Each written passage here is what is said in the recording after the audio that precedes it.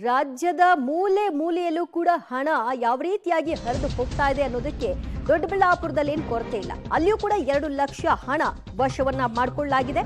ದೊಡ್ಡಬಳ್ಳಾಪುರ ತಾಲೂಕಿನ Hulikunte check post ನಲ್ಲಿ ಹಣ ಪತ್ತೆಯಾಗಿದೆ.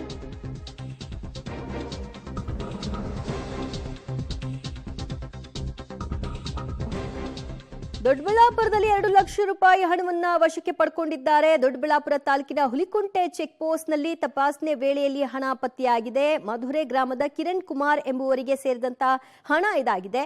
ದೊಡ್ಡ ಬೆಳವಂಗಲ ಪೊಲೀಸ್ ಠಾಣೆ ವ್ಯಾಪ್ತಿಯಲ್ಲಿ ಹುಲಿಕುಂಟೆ ಚೆಕ್ ಪೋಸ್ಟ್ ನಲ್ಲಿ ತಪಾಸಣೆ ನಡೆಸುವಂತಹ ಹೊತ್ತು ಕಾರ್ನಲ್ಲಿ ಅವರು ಹಣವನ್ನ ತೆಗೆದುಕೊಂಡು ಹೋಗ್ತಾ ಇದ್ರು. ಇದು ಕಿರಣ್ ಕುಮಾರ್ ಎಂಬುವರಿಗೆ ಸೇರಿದಂತಹ ಹಣ ಅಂತ ಗೊತ್ತಾಗಿದೆ. ಇವರು ಮಧುರೆ ಗ್ರಾಮದವರು. ಸದ್ಯ ಆ ಹಣಕ್ಕೆ ಅವರು ಮೂಲ ದಾಖಲೆಗಳನ್ನ ಒದಗಿಸಿದ ನಂತರದಲ್ಲಿ ಅದನ್ನ ವಶಕ್ಕೆ ಪಡ್ಕೊಳ್ತಾರೆ. ಅಲ್ಲಿಯವರೆಗೂ ಇದನ್ನ ಸೀಸ್ ಮಾಡಿರ್ತಾರೆ.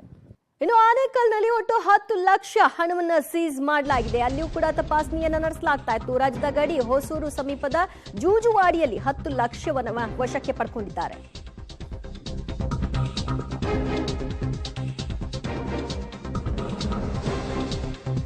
ಗ್ರಾನೈಟ್ ವ್ಯಾಪಾರಿಗೆ ಸೇರಿದ್ದು ಅಂತ ಹೇಳಲಾಗ್ತಾ ಇದೆ. ಅತ್ತಿಬೆಲೆ ಸಮೀಪದ ಜೂಜುವಾಡಿ ಚೆಕ್ ಪೋಸ್ಟ್ ನಲ್ಲಿ ಒಟ್ಟು 10 ಲಕ್ಷ ಹಣವನ್ನ ಬೆಂಗಳೂರಿನಿಂದ ತೆಗೆದುಕೊಂಡು ಹೋಗ್ಲಾಗ್ತಾ ಇತ್ತು. ಇವರು ಗ್ರಾನೈಟ್ ವ್ಯಾಪಾರಿ ಅಂತ ತಿಳಿದು ಬಂದಿದೆ. ಸೊ ಅದು ಅವರಿಗೆ ಆ ಹಣ ಯಾವ ಮೂಲದಿಂದ ಬಂದಿದೆ, ಇತರೆ ಮಾಹಿತಿಗಳನ್ನ ಸದ್ಯ ಪೊಲೀಸರು ಪಡ್ಕೊಳ್ತಾ ಇದ್ದಾರೆ. ಹೊಸೂರು ಸಮೀಪದ ಜೂಜುವಾಡಿಯಲ್ಲಿ ಹಣವನ್ನ ತೆಗೆದುಕೊಂಡು ಅವರು ಹೋಗ್ತಾ ಇದ್ರು.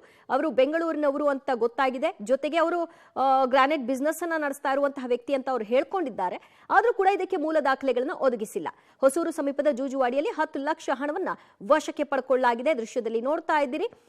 ಬೆಂಗಳೂರಿನಿಂದ ಸಾಗಿಸ್ತಾ ಇದ್ದಂತಹ ಹಣ ಇದಾಗಿದೆ.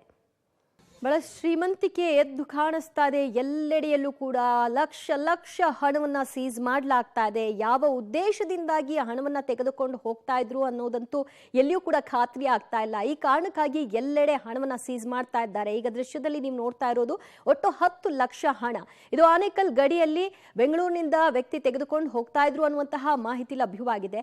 ಅವರು ಬಿಸ್ನೆಸ್ ಮ್ಯಾನ್ ಅಂತ ಕೂಡ ಹೇಳ್ಕೊಂಡಿದ್ದಾರಾದ್ರೂ ಕೂಡ ಅದಕ್ಕೆ ಸಂಬಂಧಿಸಿದಂತಹ ದಾಖಲೆಗಳನ್ನ ಈಗ ಕೊಡಬೇಕಾಗಿದೆ.